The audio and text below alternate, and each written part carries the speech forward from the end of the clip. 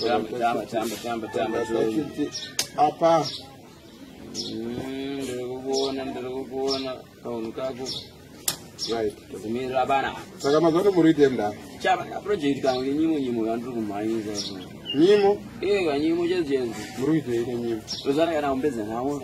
Nunga zvinosisiki mwezi. Bofamba sei kwapo. Ndika kamarowa wananga. Right. Saka takatora zvinosisiki.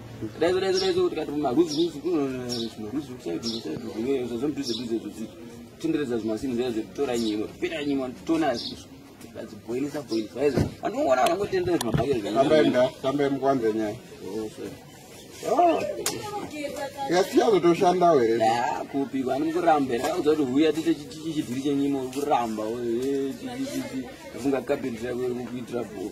Carpentry ndiri kuramba man. Carpentry ndakutosiya. Ndakazobatidzirwa moto kana momza ndaikudza last week. Kuinda wabuti. Ndiwakasiya ndikokera mamhepo. Unozinyanya ugara usingadi carpentry. Chagedza mazino, chasingatai, watu adende degree. Sisi kusungatai tatozosunga. Zvekuita kupi. Zvekukwesha mazino nesipo zvichapera. Zvinoita anyazokweshawo nekoge tichienda maofisi akagara. Koge inoramba izvozvo. Koge hairwi gume. Ramba muchiita iyoyo chiindizhinasa. Chiindizhinasa chibhadhare. Momzi yakauya shamwari yakutanga ndizoti yo chikabhine chamagadzira chakaora. Ambe makakwana here. Matazoti kabhine yakaudza mapuranga here momzi yavo. Same mapuranga iwayo anga ari pachikabhine. Same chikabhineti chakuti iseingo waingotenga mainji zvingosungirira ipapo. Paodi mapuranga asina akaora. Unoza mapuranga anonzi akaora. Maskuru ndandinawo manyowani.